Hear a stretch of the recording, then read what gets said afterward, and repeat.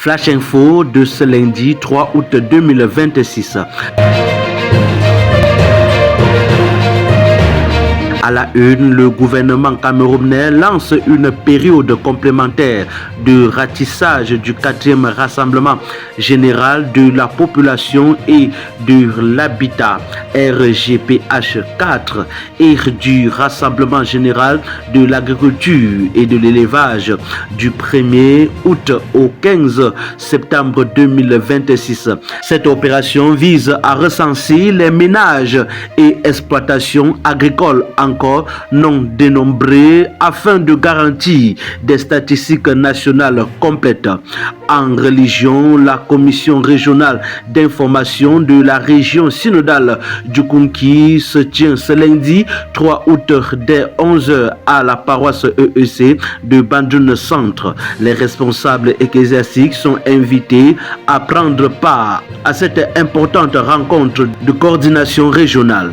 En société, le programme Un jeune, une plantation de bananes plantain lance ce lundi sa 6e cohorte à Yaoundé. 50 étudiants bénéficieront d'une formation à Kribi avant de recevoir des vitroplans pour développer des plantations de bananes plantain. La congrégation des frères de Saint-Jean se retire officiellement de la gestion du collège Monseigneur François Xavier Vogt de Yaoundé après 37 années de service. L'archidiocèse de Yaoundé reprend désormais l'administration de l'établissement. Le ministre des Finances proroge jusqu'au 31 août le délai de déclaration de l'impôt sur le revenu des personnes physiques et de la taxe sur la propriété foncière. Les contribuables sont invités à régulariser leur situation avant cette nouvelle échéance. En visite à Kribi, le ministre de la Santé publique annonce le renforcement immédiat des ressources humaines et des équipements dans plusieurs formations sanitaires ainsi que la poursuite du projet de poste de santé aux frontières du port en eau profonde. Le ministre de l'Enseignement supérieur procède ce lundi au classement de la première cohorte d'étudiants du programme Minesup FHEC destiné à renforcer les compétences professionnelles des jeunes sur les grands chantiers d'infrastructure.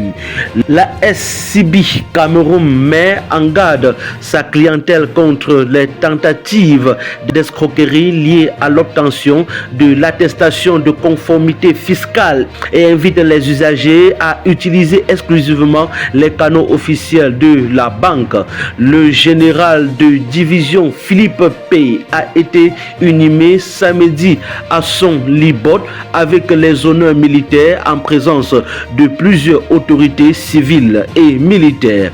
Au Sénat, les nouveaux responsables du cabinet du président de la Chambre haute ont officiellement été installés afin de renforcer le fonctionnement de l'institution.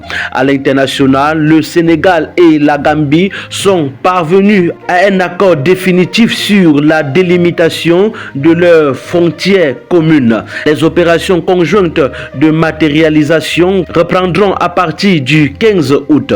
En Côte d'Ivoire, les prix des carburants sont revenus à la hausse depuis le 1er août avec une augmentation du super et du gasoil, tandis que les prix du gaz domestique restent inchangés. Le président guinéen Mamadou Doumbouya entame des congés annuels en Grèce après plusieurs mois d'activité gouvernementale. La République du Congo lance progressivement son système de facturation électronique certifié destiné à moderniser l'administration fiscale et à lutter contre la fraude. Au Sénégal, le président Bassirou Diomaye Faye a reçu le ministre mauritanien des Affaires affaires étrangères venu porter un message officiel et présenter la candidature de la Mauritanie au poste de secrétaire général de l'Organisation internationale de la francophonie. Le Burkina Faso et le Tchad renforcent leur coopération sécuritaire en vue de créer une commission mixte chargée de lutter contre le terrorisme transfrontalier.